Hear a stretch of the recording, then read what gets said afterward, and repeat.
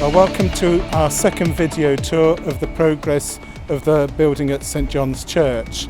Our last tour was at the beginning of March, and obviously a lot has happened since then, not only here but outside and across our country. You can see that we're trying to record this with masks on, so we hope it works. But either way, you'll get a good idea of what the progress has been made in the building, and we hope you'll enjoy it and you're encouraged by the progress that you see. We're just looking at the front elevation. You can see the new glazing has gone in.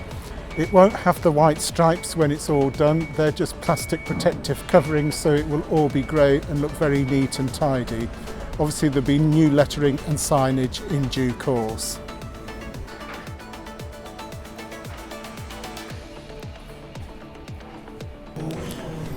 We're now back in the main worship area. As you can see, a lot of work has been completed on the ceiling and the heating plenum, which runs down the centre of the church, which will deliver warm air and cool air in the summer.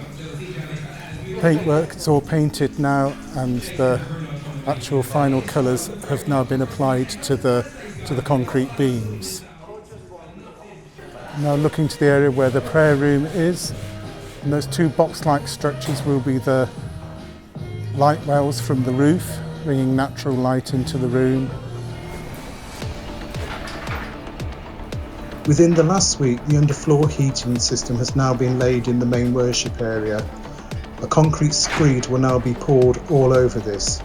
This means that you'll have toasty warm feet, so you can come to church in your slippers. We're just standing near the front entrance now in the main lobby area. As you can see, the glazing work's yet to be completed in the front, and also we're still awaiting the arrival of the feature staircase. But as we walk through into this area, you will see the size and space within the circulation area. The curves of the design are quite clear now as we look through. And as we walk back through into the left, into the main church, the lift is on the left-hand side.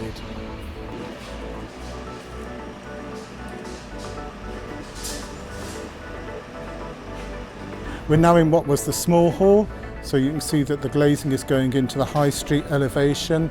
You see also glazing that will go out into the main circulation area, and the dividing wall that will come across between the two hatches, so that the rooms can be used separately or as one large room. If you look up at the ceiling area, you see the extent of the mechanical and electrical work and all the ducting that has been installed give good air circulation and climate control. This whole area has underfloor heating already installed. This is the new main kitchen on the ground floor. As you can see, it's considerably larger than the old kitchen. You see the area here which will be the food hoist that will go to the kitchen on the upper floor. Two hatches, one either side of the food hoist, that will serve the two halls. We're now in the Vivian Road entrance area by the car park. As you can see, the glazing is beginning to be fitted, but here as we look outside is quite a large covered area which will be great for mums and toddlers and for storing buggies out of the weather. We're now just going to go through and upstairs.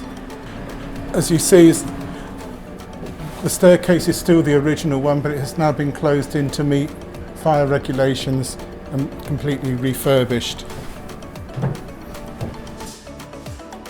Welcome to the upper room. Not so much change here so far. See, the original outside wall will actually be plasterboarded and plastered to match the rest of the new decor. We're just now walking through from where the old loos were upstairs into the second floor of the new build. We're now in the new part of the building, and this is the first of the two administration offices. You can see that they have been fitted with new double height windows, which brings in plenty of light. This is the new light-filled circulation area on the first floor. On your left is the smaller of the halls that overlooks the car park. Looking up towards the ceiling, you can see the very sophisticated air handling heat recovery units, which will ensure we have a highly efficient building. These are energy conscious and will hopefully make the space very comfortable, warm in the winter and cool in the summer. Back into the corridor, opposite this hall, we have the prayer room, which gives you a great view down into the main worship area. We're now in the larger meeting room that's overlooking the car park.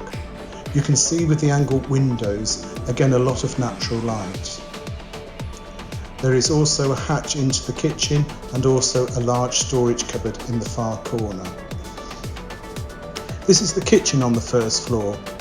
You can see this has a hatch area to the room at the front and also to the room at the rear. And this point here is where the food hoist will come from the main kitchen below. Although it's quite a bit smaller, the room is still a reasonable size. As you come off the main circulation area, you can see that we have the upstairs kitchen here, as well as an entrance to the multi-activity rooms at the front of the building. As we enter the front halls on the first floor, you can see a view out to the high street. There is lots of glazing and natural light in here. This can be used as one large room or divided with a movable wall and used as two separate smaller spaces.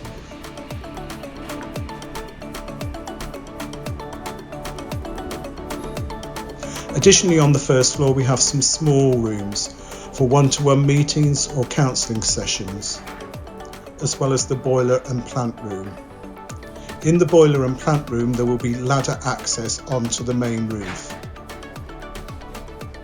From the first floor circulation area you also get views down into the foyer and will be able to see out onto the high street through the glazed rotunda. As the scaffolding comes down you will start to see the new brickwork on display. We're just up onto the roof area now.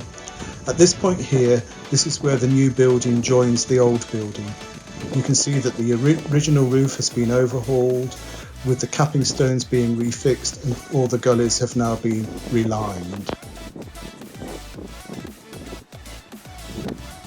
And you'll see as you look around there is extensive heating, ventilation and air cooling equipment.